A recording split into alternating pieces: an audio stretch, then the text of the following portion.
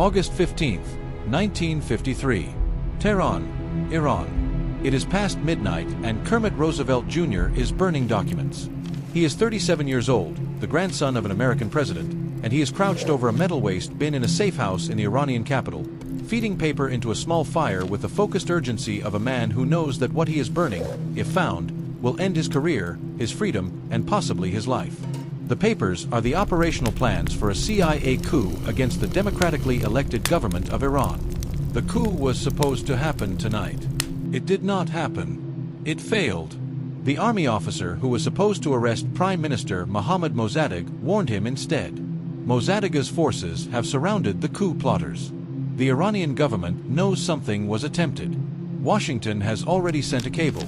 Abort the mission, get out of Tehran, it is over. Roosevelt reads the cable. He puts it in the fire with the rest of the documents. And then he decides he is not leaving. In 4 days, one of the most audacious covert operations in the history of American intelligence will succeed where it just failed. A democratically elected leader who had the support of his people, the moral high ground of international law, and the legitimate authority of his office will be removed from power by a 37-year-old man with a suitcase full of cash, a network of paid informants, and a plan so operationally reckless that his own agency told him to abandon it. What follows is not a story about communism. It is not a story about Iranian instability or Cold War necessity or the hard choices of difficult times. It is a story about oil. It is a story about what the most powerful governments in the world will do when a man in a country they consider theirs decides to govern it for his own people instead. And it is a story whose consequences are still killing people today. To understand what was destroyed in August 1953, you have to understand what existed before it. Iran in the early 1950s was not the country Western governments wanted their populations to imagine. Not a chaos of tribal conflict, not a failed state, not a nation incapable of self-governance. It was a country in the middle of something extraordinary and fragile and real, its first genuine experiment with democratic governance. Mohammad Mosaddegh had been elected prime minister in April 1951. He was 69 years old, a Swiss-educated lawyer from one of Iran's most prominent aristocratic families, who had spent his entire adult life arguing that Iran's political system needed to be accountable to its people rather than to its Shah or to foreign powers. He was, by every contemporary account, genuinely beloved, not in the manufactured way of authoritarian personality cults, but in the way of a leader whose supporters believed he was actually trying to do what he said he was trying to do. He was also, and this is the part that mattered to London and Washington, absolutely serious about one thing above all others: the oil. Beneath the Iranian ground lay one of the largest petroleum deposits on Earth. And since 1913, the extraction and profit from that oil had been controlled almost entirely by a British company called the Anglo-Iranian Oil Company, which you know today as BP. The arrangement was, by any honest accounting, colonial extraction wearing a corporate suit. Iran received a royalty of approximately 16% of the profits from its own oil. The Anglo-Iranian Oil Company kept the rest. British workers in the Iranian oil facilities lived in segregated company towns with swimming pools and cinemas, while Iranian workers who did the physical labor of extraction lived in conditions that an internal company report from 1949 described, with remarkable frankness, as squalid. When Mosaddegh looked at the Anglo-Iranian Oil Company's books, and getting access to those books was itself a years-long battle, what he found was that in a single year, the company had made more profit from Iranian oil than it had paid Iran in royalties across the entire preceding decade. He went to Parliament. On March 15, 1951, the Iranian Parliament voted unanimously to nationalize the Anglo-Iranian Oil Company. The oil under Iranian ground, the refineries built on Iranian soil, the infrastructure constructed by Iranian labor, all of it would now belong to the Iranian state and be operated for the Iranian people. The vote was unanimous. نفت ایران مال ماست نفت ایران مال ماست. The popular support was overwhelming. The legal case was, by any reasonable international standard, entirely solid. Nationalization of natural resources was not a radical act. It was a recognized right of sovereign nations under developing international law. In London, the reaction was not reasonable. The British government under Prime Minister Winston Churchill did not experience the nationalization of the Anglo-Iranian Oil Company as a legal and political development to be negotiated. They experienced it as an act of theft, as an insult. as proof that Mosaddegh was either a communist or a fool being used by communists, and either way as a problem that needed to be solved rather than a position that needed to be engaged. What Britain did next was not subtle. They organized a global boycott of Iranian oil. Every British tanker that had been scheduled to collect Iranian petroleum turned around. British technicians who operated the Abadan refinery, the largest oil refinery on Earth at the time, were withdrawn en masse, taking their technical knowledge with them and leaving the Iranian operation effectively paralyzed. Britain lobbied every major oil company in the world not to purchase Iranian oil, making the nationalization economically unsustainable by ensuring that the oil, even nationalized, could not be sold. Then they went to the newly formed International Court of Justice and argued that Iran had no legal right to nationalize a British company. The court ruled against Britain. The ruling was ignored. Then they went to the United Nations Security Council. The Security Council declined to act against Iran. Then they began planning a military invasion. The invasion plan was called Operation Buccaneer. The idea was to seize the Abadan refinery by force and reinstall British control. The plan was serious enough to reach the operational stage. It was eventually abandoned not because British leadership developed moral objections to invading a sovereign nation to reclaim an oil company, but because the Americans said no. The Truman administration in Washington looked at Operation Buccaneer and saw a catastrophe in progress. An overt British military seizure of Iranian territory in the middle of the Cold War would hand Soviet propaganda a gift so enormous it might push Iran directly into Moscow's orbit. Truman told Britain to stand down on the military option. Britain stood down, and then they began working on something quieter. They went to the CIA. The British intelligence services, MI6, had been developing a relationship with disaffected elements of the Iranian military and political establishment for months. They had a network of contacts, a plan for a coup, and a target. Mosaddegh had to go, the Shah had to be restored to full power, and the oil had to come back under Western control. What they needed was American participation, American money, American operational capacity, and American cover, because a British-only coup to reclaim a British oil company would be too obvious to survive international scrutiny. They brought the plan to the CIA in late 1952. The Truman administration said no. Truman's people looked at the British proposal and saw it for what it was, a colonial power trying to use American intelligence resources to reclaim its corporate property. Secretary of State Dean Acheson was direct. The United States was not going to overthrow a democratic government to help Britain get its oil company back. Then Dwight Eisenhower became President of the United States in January 1953, and everything changed. The Eisenhower administration came into office with a foreign policy framework that was, in its essential logic, binary. The world was divided into two camps. You were with the West or you were with the Soviets. Neutrality was not a legitimate position. It was either naivety or camouflage for communist sympathy.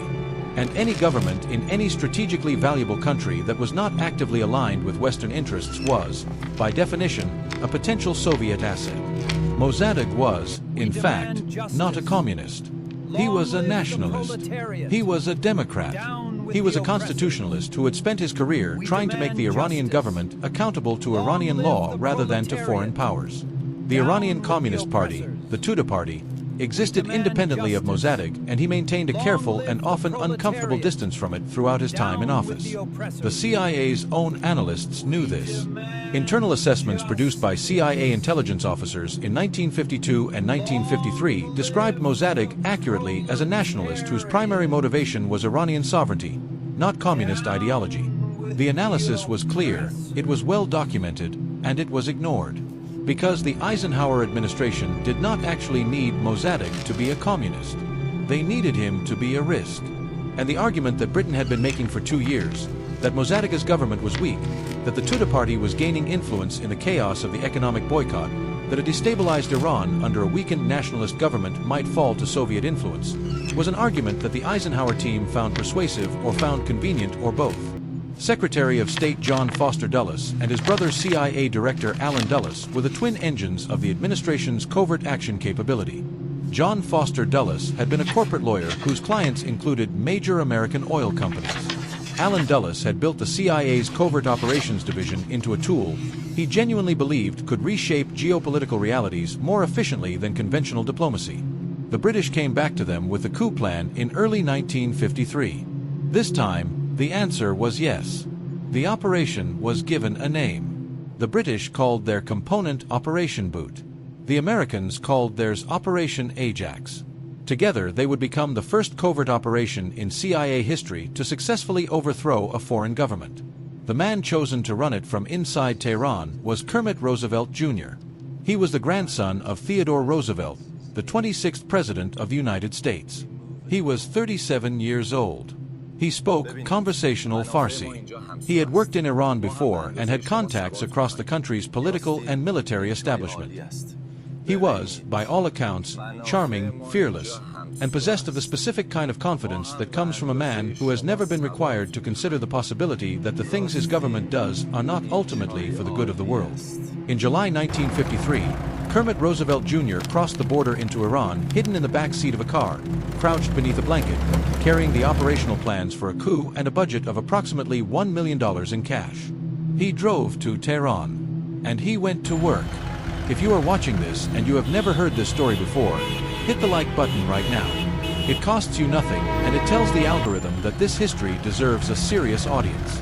Because what Kermit Roosevelt did next in the streets of Tehran is one of the most extraordinary and most consequential covert operations ever documented, and you need to see all of it. Kermit Roosevelt Jr. did not arrive in Tehran with tanks.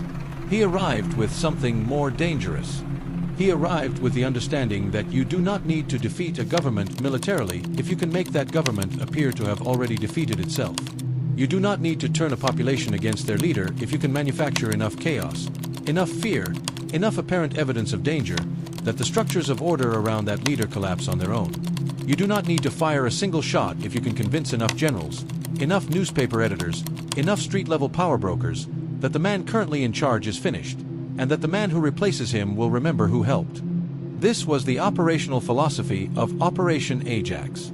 And in the summer of 1953, Kermit Roosevelt executed it with a precision and a ruthlessness that the CIA would spend the next 60 years simultaneously hiding and being proud of. The first instrument was money. Roosevelt's $1 million budget, an enormous sum in 1953 Iran, was deployed across multiple channels simultaneously. Senior Iranian military officers were approached by CIA intermediaries and offered cash payments in exchange for their commitment to support the coup when it came. The going rate for a general's loyalty, according to declassified CIA records, was approximately $45,000. Several generals were purchased. The payments were made in cash, in person, in private meetings conducted with the casual transactional energy of a man buying produce at a market. Newspaper editors and journalists were next. Tehran in 1953 had a vibrant and genuinely independent press, one of the features of Mossadegh's government that its opponents found most inconvenient. Roosevelt's team identified which editors could be bought, which could be pressured, and which needed to be bypassed in favor of simply creating new outlets. CIA money flowed into Tehran's media ecosystem. Anti-Mosaddegh articles appeared. Stories connecting his government to communist influence were planted and reprinted. The same manufactured narrative appeared in multiple outlets on the same day, creating the illusion of an organic consensus that Mosaddegh was dangerous. Then came the street operation. This is the part of Operation Ajax that reads most like fiction and is most completely documented as fact. Roosevelt's team hired a man named Shaban Jafari, known throughout Tehran by his nickname, Shaban the Brainless, a celebrated local wrestling champion and street tough with an enormous personal following among Tehran's working-class neighborhoods. Shaban was paid to organize crowds. His crowds were paid to demonstrate. The demonstrations were not organized in support of anything. They were organized to create the appearance of chaos, of a city coming apart, of a government losing control of its streets. But the operation went further than hired crowds. CIA-connected operatives organized attacks on religious figures and their properties, and then attributed those attacks to Mossadegh's supporters. Mosques were targeted. A prominent religious leader's house was attacked. The attackers were paid CIA assets. The newspaper stories, already purchased, reported the attacks as the work of pro-Mosaddegh communists. The goal was to drive a wedge between Mosaddegh and Iran's religious establishment, which had initially supported him, by making it appear that his government was conducting a campaign of anti-religious violence. It was a fabrication. It was systematic. And it worked. Meanwhile, Roosevelt was meeting directly with Shah Mohammad Reza Pahlavi, a young man in his early 30s who had been on the throne since 1941 but had never held real power, who was constitutionally required to govern through his elected prime minister, and who was terrified. The Shah was not a strong man. He was an anxious, indecisive, deeply insecure man who wanted power but was frightened of the consequences of reaching for it. Roosevelt visited him multiple times, sometimes in disguise, entering the palace grounds through side entrances. He brought messages of American support. He told the Shah that Eisenhower himself backed the operation. He told him that all he needed to do was sign 2 royal decrees, one dismissing Mosaddegh as prime minister, one appointing a CIA-approved general named Fazlollah Zahedi in his place. The Shah hesitated for weeks. He asked for guarantees. He worried about failure. He told Roosevelt he was not sure. Roosevelt told him the plan was solid. The Shah asked what would happen if it failed. Roosevelt did not answer that question. On August 13, 1953, the Shah finally signed the decrees. He then immediately flew to his summer palace on the Caspian Sea, as far from Tehran as he could get while remaining in the country, and waited. The coup was scheduled for the night of August 15, 1953. The plan for the night of August 15th was straightforward in its design and catastrophic in its execution. An Iranian army colonel named Nematullah Nasiri was chosen to deliver the Shah's royal decree dismissing Mosaddegh to the prime minister's residence. Nasiri would arrive with a military escort. Mosaddegh would receive the decree. He would be legally dismissed and simultaneously placed under military detention. General Zahedi would be announced as the new prime minister. The Shah would return to Tehran the following morning to a fait accompli. The plan collapsed before Nasiri reached the residence. Mosaddegh had been warned. The precise source of the warning has been debated by historians for decades. What is established is that Mosaddegh knew the coup was coming before it arrived at his door. His loyalist military forces were mobilized. When Colonel Nasiri arrived at the prime minister's residence with his escort and his decree, he was surrounded by soldiers loyal to Mosaddegh, arrested on the spot, and taken into custody. Not the coup plotters arrested Nasiri. Mossadegh's people arrested the coup. Within hours, the operation was in complete disarray. The military officers who had been bribed to support the coup began distancing themselves. General Zahedi went into hiding. The Shah, receiving word of the failure at his Caspian palace, did not return to Tehran. He fled. He boarded a plane and flew first to Baghdad and then to Rome, where he checked into a hotel and began telling journalists he might never return to Iran. In Washington, the CIA sent Kermit Roosevelt a cable. The message was unambiguous: the operation has failed. The element of surprise is gone. Mosaddegh knows. Further action will only make things worse. Stand down. Destroy your materials.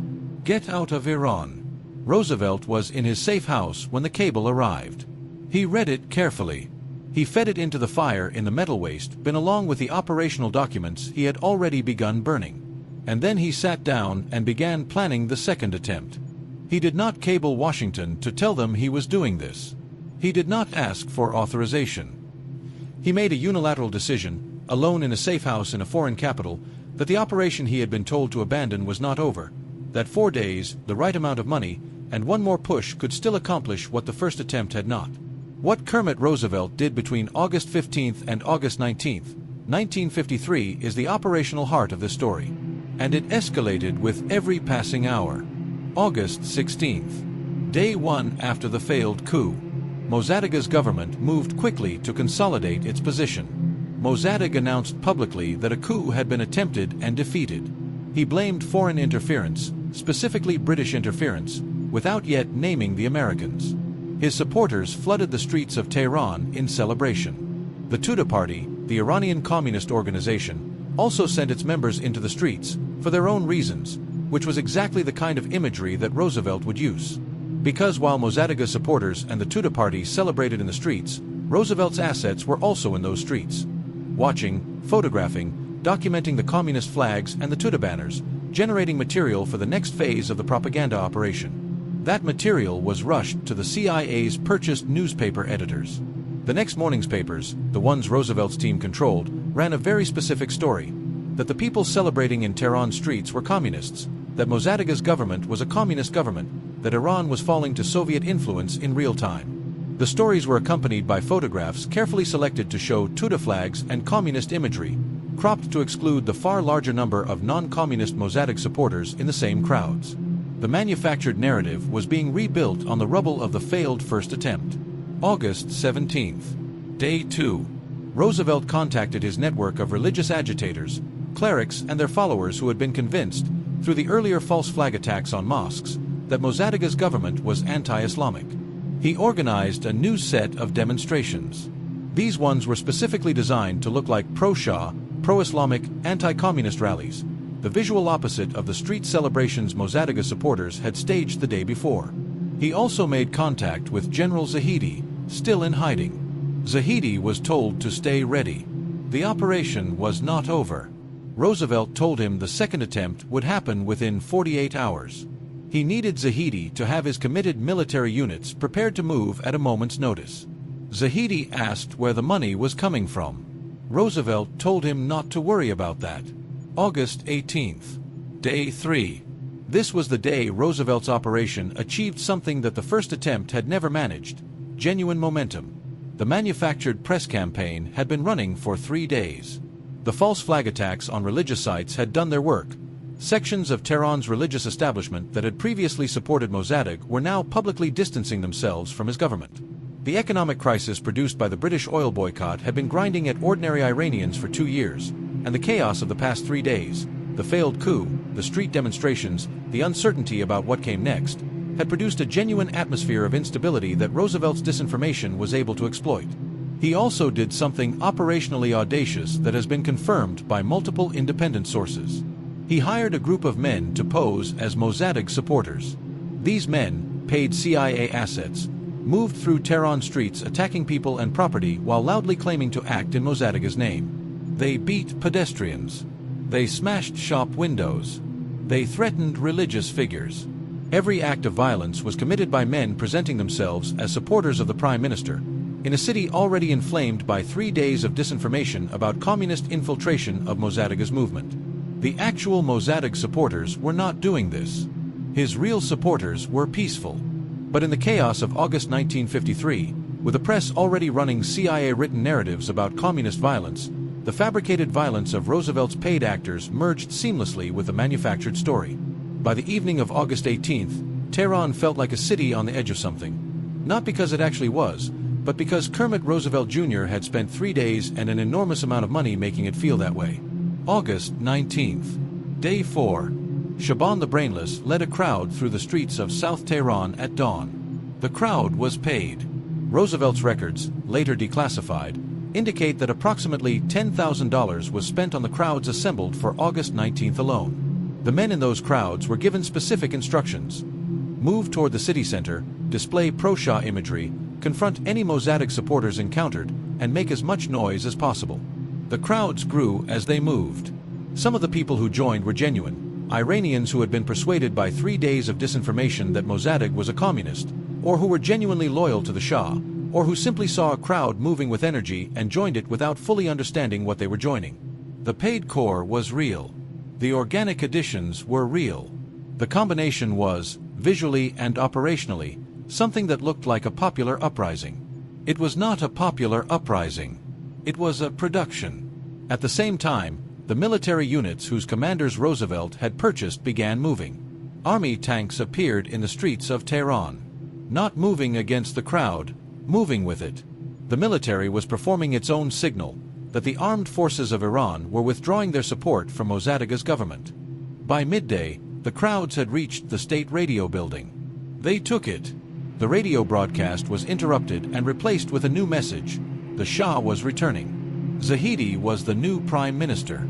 The government of Mohammad Mosaddegh had fallen. Mosaddegh's loyalist forces attempted to resist. There was fighting around his residence, real fighting, with casualties on both sides. But the momentum had turned completely. The military units that might have defended him were either in custody from the failed first coup or had been purchased into neutrality or active betrayal. His government had been isolated, his allies peeled away one by one over the preceding days, and the manufactured chaos of the streets had created the appearance of a popular rejection of his leadership that made military resistance look like holding back a tide. At approximately 5 p.m. on August 19, 1953, Mohammad Mosaddegh surrendered. He was taken into military custody. Kermit Roosevelt Jr., in his safe house, received the news.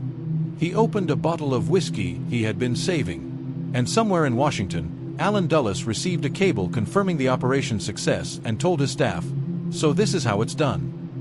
Mohammad Mosaddegh was 71 years old when they came for him. He had spent the final hours of his government burning his own documents, the same act Kermit Roosevelt had performed 4 days earlier in his safe house across the city, the same fire, the same urgency, the same understanding that paper in the wrong hands becomes a weapon. When the fighting around his residence made further resistance impossible, Mosaddegh climbed over the back wall of his compound in his pajamas and surrendered to the military forces waiting on the other side. He was arrested. He was taken to a military facility. And within days, the new government of General Fazlollah Zahedi, the CIA's chosen replacement, the man whose appointment the Shah had signed into a royal decree before fleeing to Rome, announced that Mohammad Mosaddegh would be tried for treason against the Iranian state. The trial began in November 1953. It was, by any honest assessment, a performance rather than a proceeding. The charges, that Mosaddegh had acted illegally in dissolving parliament and inciting rebellion against the Shah, were applied to a man whose entire career had been devoted to making Iranian governance constitutional and lawful by a government that had come to power through a foreign-funded coup. The irony was visible and was ignored. Mosaddegh defended himself. This is the part of his story that most people who know his name do not know. He did not collapse. He did not beg. He did not perform the contrition that authoritarian governments extract from their prisoners as a condition of reduced sentences. He stood in the military courtroom and argued his case with the full force of a trained lawyer who knew exactly what the law said and exactly how thoroughly it was being violated in that room. He told the court that he had nationalized Iranian oil because Iranian oil belonged to the Iranian people. He told the court that the coup against him had been a foreign operation conducted by Britain and the United States against a legitimate democratic government. He said that the real trial in that room was not his. It was the trial of Iranian sovereignty itself, and that the verdict had already been written before the proceedings began. He was right on every point. He was found guilty and sentenced to 3 years in solitary military confinement. After the 3 years were served, he was not released into ordinary life. He was transferred to his family estate in the village of Ahmedabad, approximately 60 miles from Tehran, and placed under house arrest.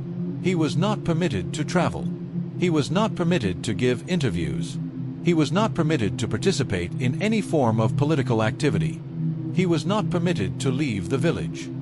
He lived this way for the remaining 14 years of his life. Mohammad Mosaddegh died on March 5, 1967, at the age of 84, having spent every day since August 19, 1953 as a prisoner in various forms. He had asked to be buried in a public cemetery alongside the Iranians killed during the coup, the men who had died defending his government. The new Iranian authorities denied that request. He was buried in a room of his own house, alone, in the village where he had spent his final years confined. He had asked to be buried with his people. He was buried in his living room instead. The oil, meanwhile, went back to the oil companies. Not entirely to Britain this time. The Americans had been partners in the coup and they wanted partners in the profits. A new consortium was assembled. Anglo-Iranian Oil Company received 40%. 5 major American oil companies, including what would become ExxonMobil and Chevron, split another 40% between them. The remaining 20% went to other European interests. Iran received 50% of the profits, better than the 16% Mosaddegh had been dealing with, but achieved through the overthrow of the man who had actually tried to fix the arrangement through legal means. The message was clear. You can negotiate for better terms, and you will receive them, after we have removed the man who tried to negotiate and replaced him with someone who will not. Subscribe to Untold History if you have not already done so. This channel exists because the stories with the most consequences are consistently the ones told the least accurately in the places with the most power to do something about them. Leave one word in the comments right now describing how this story makes you feel. I read every single one. Mohammad Reza Pahlavi flew back into Tehran and was received with the ceremony of a restored monarch. Crowds assembled, military honors rendered, the apparatus of state performing its welcome for a man who had fled his own country in a panic 6 days earlier and was now returning as the absolute ruler of it, because a 37-year-old American with a suitcase of money had made it so. The Shah understood what had happened. He understood that he owed his restored power to the CIA and to the United States government, and he understood what that debt required of him. He would be reliable. He would be anti-communist. He would allow American and Western oil interests continued access to Iranian petroleum. He would align Iran firmly with Washington in the Cold War. He would be, in every respect that mattered to the people who had put him back on his throne, exactly what Mohammad Mosaddegh had refused to be. In exchange, he would receive American money, American weapons, American political support, and American protection. The protection was the important part, because the Shah knew, and Washington knew, that his government was not popular with the Iranian people in any organic sense. He had not been restored by a genuine popular uprising. He had been restored by a manufactured one. And governing a country whose population largely understood this required tools that legitimate governments do not need. In 1957, with direct assistance from the CIA and from Israel's intelligence service, the Mossad, the Shah created the SAVAK. The name is the Persian acronym for the Organization of Intelligence and National Security. What it was, in practice, was a secret police force of extraordinary brutality. SAVAK agents monitored the Iranian population at every level: universities, workplaces, mosques, political organizations, private social gatherings. Informants were embedded in every institution. Letters were opened. Telephone calls were monitored. Dissidents were identified, arrested, and disappeared into a prison system where torture was not an exceptional measure but a standard operating procedure. Amnesty International, in a 1976 report, described Iran under the Shah as having one of the worst human rights records on earth. The organization estimated that SAVAK maintained between 3,000 and 60,000 political prisoners at any given time, the range reflecting how difficult it was to get accurate information out of a system designed specifically to be invisible. The torture methods documented by Amnesty and by former prisoners included electric shock, sleep deprivation, beating, burning, and a technique SAVAK agents called the Apollo, named, with nauseating irony, after the American space program, which involved suspending a prisoner in a metal frame and applying electric current to their body. American presidents shook hands with the Shah throughout this period.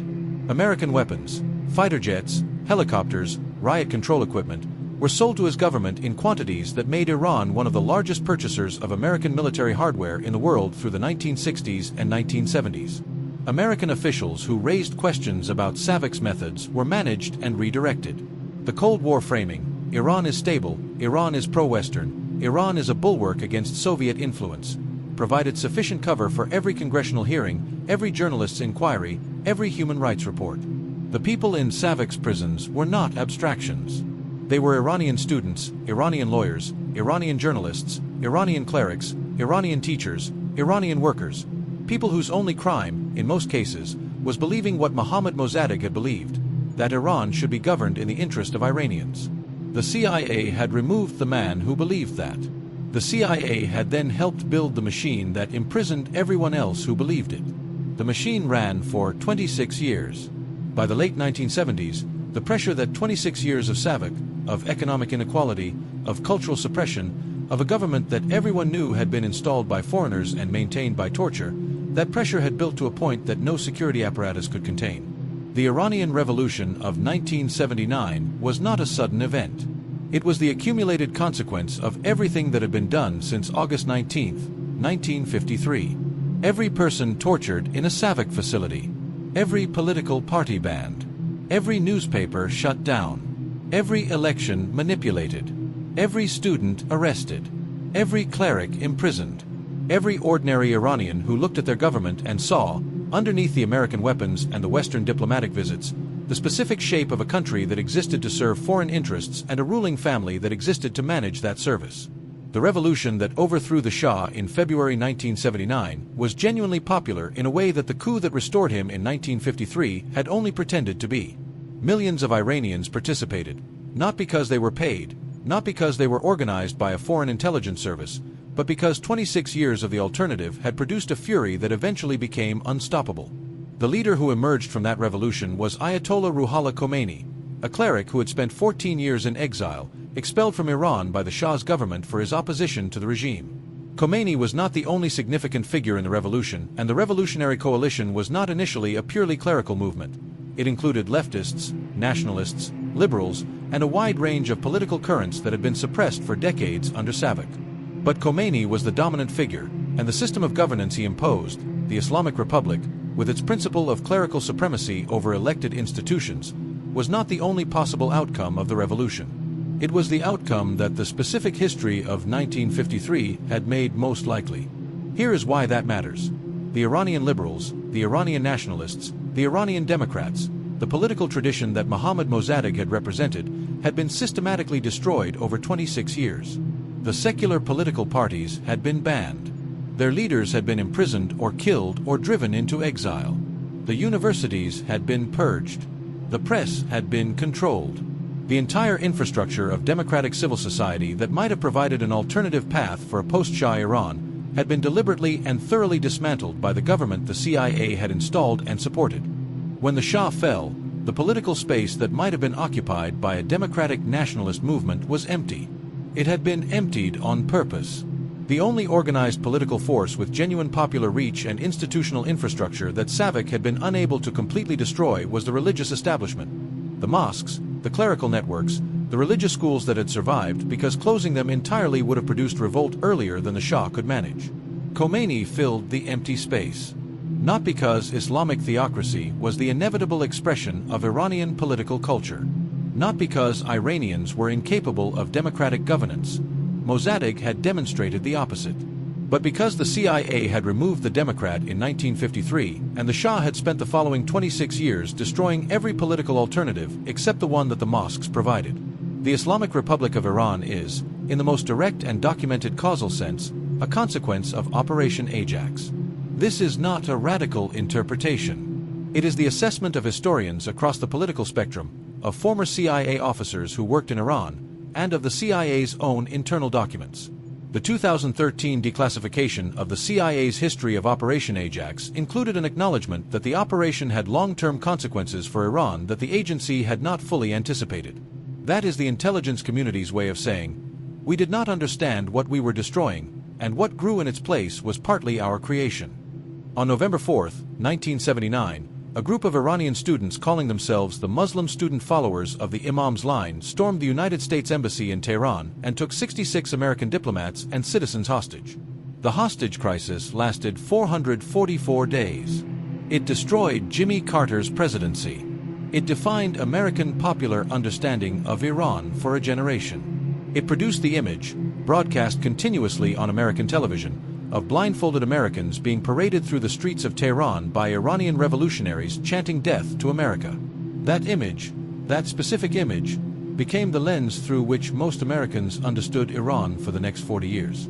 What that image did not show, what American television did not explain, what the anchors reading the hostage count every evening did not provide as context, was what the American embassy in Tehran had been used for in 1953. The students who stormed the embassy knew. When they broke into the embassy's classified document storage, they found, and later published, the CIA's operational files from the coup. The files confirmed what Iranians had known for 26 years, that the American embassy in Tehran had been the operational headquarters of the CIA coup that destroyed Iranian democracy. The embassy was not, to Iranian revolutionaries, simply a diplomatic facility. It was the building from which the most consequential foreign interference in Iranian history had been directed. The hostage crisis was not an irrational act. It was a deeply political act rooted in a specific, documented historical grievance that the American public had never been accurately told about. That is not a justification of taking hostages. It is an explanation of a cause and effect relationship that the American government's own declassified documents confirm. The 70 years that followed 1953 are a consequence chain of almost incomprehensible length and cost. The Islamic Republic's hostility to the United States, which has shaped Middle Eastern geopolitics, American foreign policy, nuclear negotiations, proxy conflicts across the region, and the lives of hundreds of millions of people, traces directly to the decision made in the Eisenhower administration in early 1953 to say yes to a British intelligence proposal to overthrow a democratically elected Iranian government. The Iranian nuclear program, the source of decades of international crisis, sanctions, near wars, and ongoing diplomatic emergency, exists partly because the Islamic Republic learned from 1953 that Iran without leverage is Iran that can be manipulated, and that the only leverage powerful enough to deter the kind of interference that removed Mosaddegh is the kind of leverage that comes from nuclear capability. The Iran-Iraq War of 1980 to 1988, which killed between 500,000 and 1 million people, happened in the context of a revolutionary Iranian government whose relationships with its neighbors and with Western powers had been shaped by the specific history of 1953 and its aftermath. Every American president from Eisenhower to Biden has had to manage the consequences of what Kermit Roosevelt Jr. decided not to do on the night of August 15, 1953, when he put that cable in the fire and stayed in Tehran. One man, one decision, one night, 70 years of consequences and counting. For 60 years, the United States government maintained a position of careful ambiguity about its role in the 1953 coup. Not denial exactly. Not confirmation. The specific diplomatic posture of a government that knows the truth is documented and discoverable, but has calculated that as long as it does not officially confirm, the official record remains manageable. Presidents referenced Iran's history without specifying what they meant. State Department spokespeople deflected questions with the practiced ease of people who have been told exactly how much to say and have no intention of saying more. The word coup did not appear in any official American government communication about 1953 for 6 decades. Then, on August 19, 2013, the 60th anniversary of the coup to the day, the National Security Archive at George Washington University published a collection of newly declassified CIA documents. Among those documents was the CIA's own internal history of Operation Ajax. The document had been written by an agency historian shortly after the coup. It had been classified for 60 years. It had been requested under the Freedom of Information Act multiple times over multiple decades and had been withheld each time on national security grounds. And now, 60 years after the events it described, it was public. The document used the word coup, not regime change, not political transition, not the management of instability. The CIA's own historian, writing for an internal audience that had no reason to reach for euphemism, called it what it was, a coup planned and executed by the CIA and British intelligence against the democratically elected government of Iran. The document described Kermit Roosevelt's operational methods in detail: the bribed generals, the purchased press, the hired crowds, the false flag attacks. It described the failure of August 15th and Roosevelt's decision to continue despite being ordered to abort. It described the events of August 19th with the specific pride of an institution recording one of its signature operational achievements. And then, in a passage that received less attention than it deserved when the document was published, the CIA's own historian noted that the operation's long-term consequences for Iran and for American interests in the region had been, and this is the word the document used, significant in ways that had not been fully anticipated at the time of planning. Significant. 60 years of consequences compressed into one carefully chosen word. The 2013 release was not the first crack in the official story. President Clinton's Secretary of State Madeleine Albright had come closest to an acknowledgement in a 2000 speech in which she described the coup as a setback for democratic governance in Iran and acknowledged American involvement. The statement was historic in its context and carefully limited in its specifics.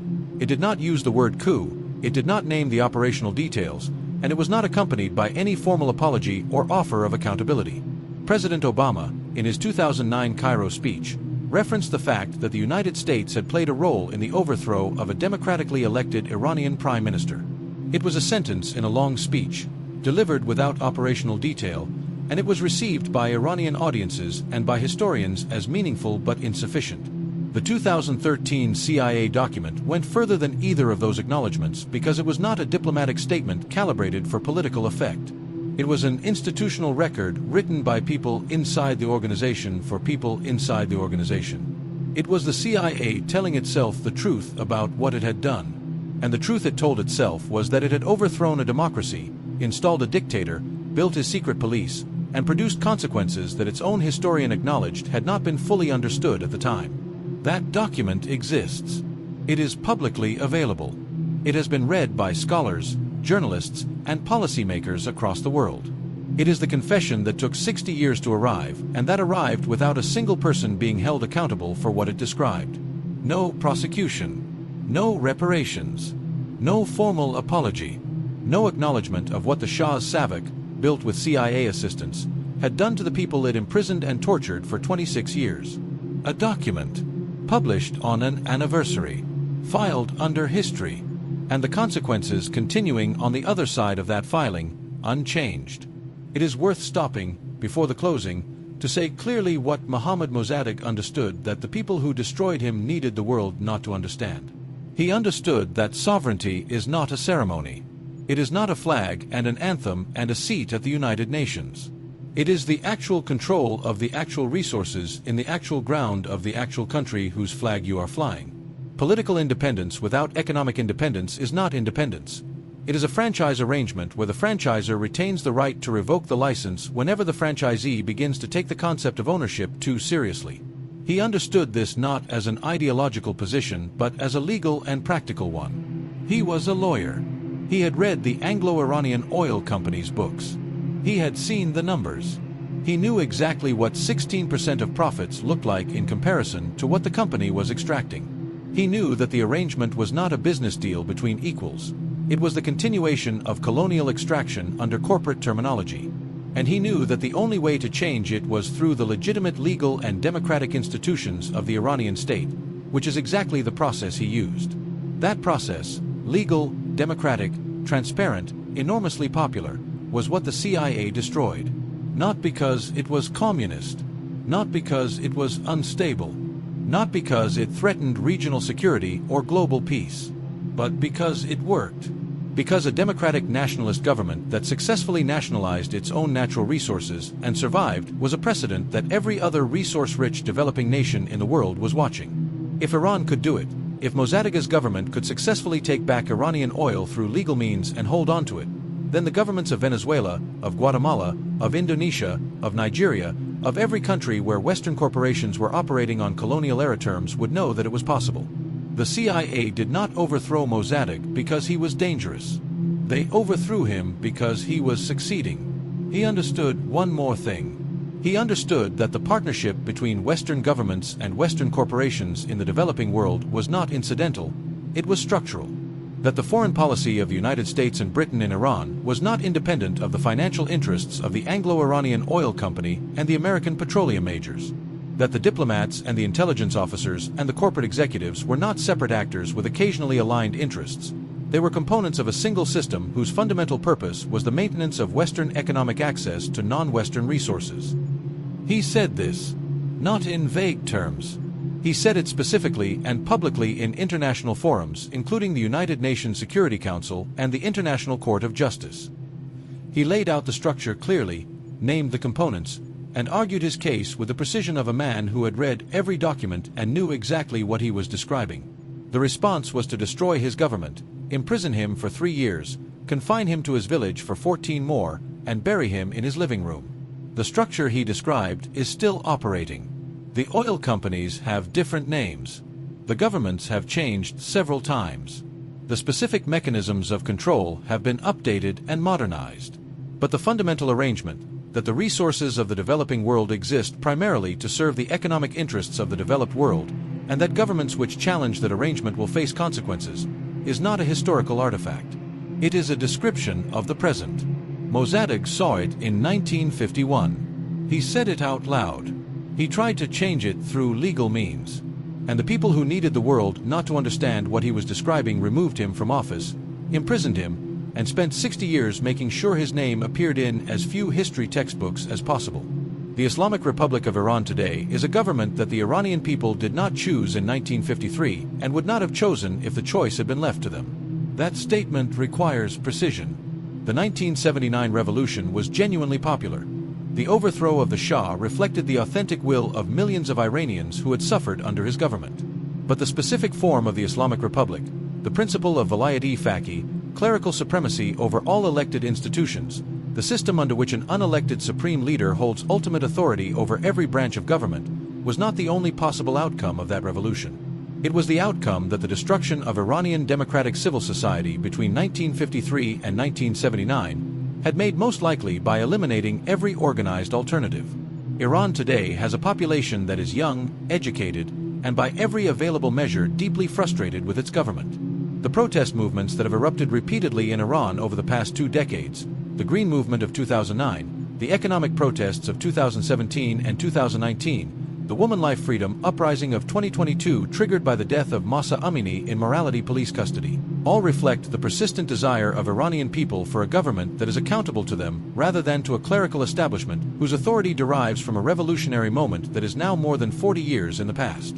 Those protesters, the young Iranians in the streets risking arrest and worse to demand basic freedoms, are the inheritors of a political tradition that goes back to Mohammad Mosaddegh. They want what he wanted, an Iran governed by law, accountable to its people, sovereign in its decisions, and free from both foreign interference and domestic tyranny.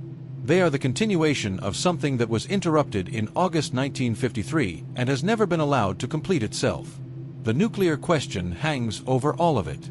Iran's nuclear program, the source of ongoing international crisis, of sanctions that have impoverished millions of ordinary Iranians, of repeated near confrontations between Iran and the United States and Israel, exists in a context that cannot be honestly understood without 1953.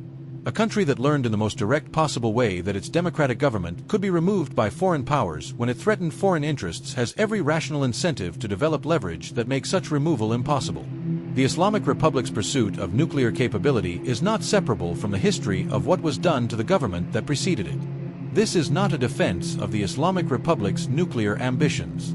It is a description of a cause and effect chain that the people negotiating over those ambitions consistently decline to acknowledge in public because acknowledging it would require acknowledging 1953, which would require acknowledging what 1953 actually was, which the governments responsible for it have spent 70 years carefully not doing in any forum where it might produce consequences. The sanctions that currently punish ordinary Iranians for their government's nuclear program are the latest link in a chain that begins with a decision made in Washington in early 1953. The Iranian people did not make that decision. They have been paying for it ever since.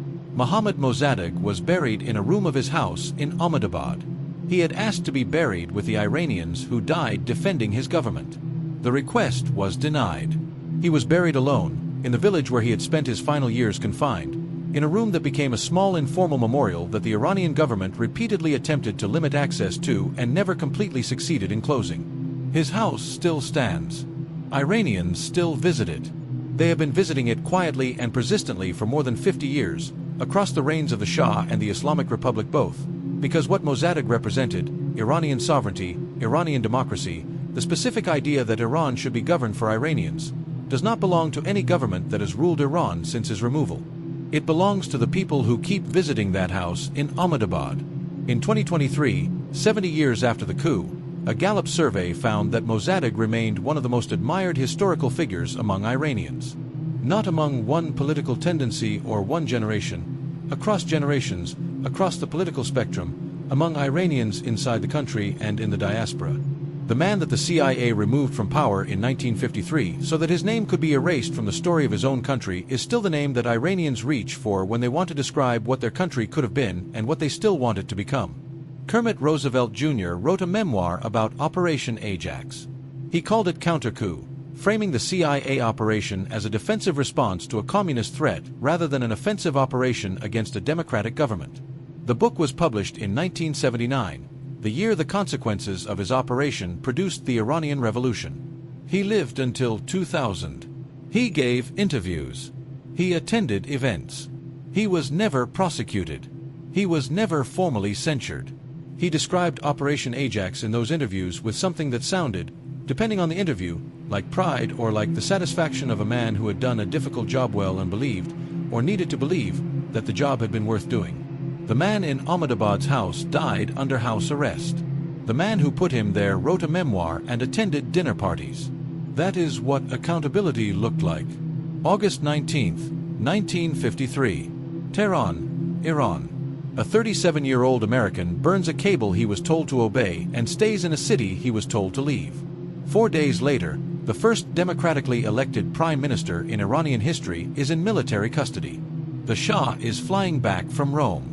The oil is going back to the oil companies. And somewhere in Washington, Alan Dulles is telling his staff, so this is how it is done. This is how it was done. Not with armies. Not with declarations of war. Not with anything that the international community could point to and call by its right name in real time. with money and disinformation and purchased generals and hired crowds and a press that was told what to print and a population that was told what to believe and a government that was told it had fallen before it had actually fallen. Mohammad Mosaddegh wanted to govern his country in his country's interest. He wanted the oil under Iranian ground to benefit Iranian people. He wanted a government accountable to Iranian law rather than to foreign powers. He wanted, in other words, exactly what the founding documents of the United States of America describe as the self-evident right of every people on earth. The government of the United States of America destroyed him for wanting it. The CIA has admitted this in its own documents. The consequences are still unfolding. And the story, the full story, the documented story, the story with the operational details and the names and the cables and the hired crowds and the 60-year confession, has still not been told in the places with the most power to do something about what it describes. Not in the textbooks. Not in the news coverage of U.S.-Iran relations. Not in the political speeches about Iranian nuclear ambitions and Iranian aggression and the Iranian threat. It is told here. Now you know the name Mohammad Mosaddegh. Now you know what was done to him and why and by whom and with what consequences. Now you know that the tension between Iran and the West that shapes your world today, the sanctions, the nuclear crisis, the proxy conflicts, the 40 years of hostility, has a specific origin point, a specific date, a specific man who made a specific decision in a Tehran safe house and a specific government that authorized that decision and spent 60 years pretending it had not. The first step toward honestly addressing 70 years of consequences is honestly naming their cause. Share this video with one person who has never heard the name Mohammad Mosaddegh. Not a mass share, one specific person. Because the gap between what happened in Tehran in 1953 and what most people in the world have been told happened is exactly the kind of gap this channel exists to close. And the most direct way to close it is one conversation at a time. Like, subscribe, and we will see you on the next one.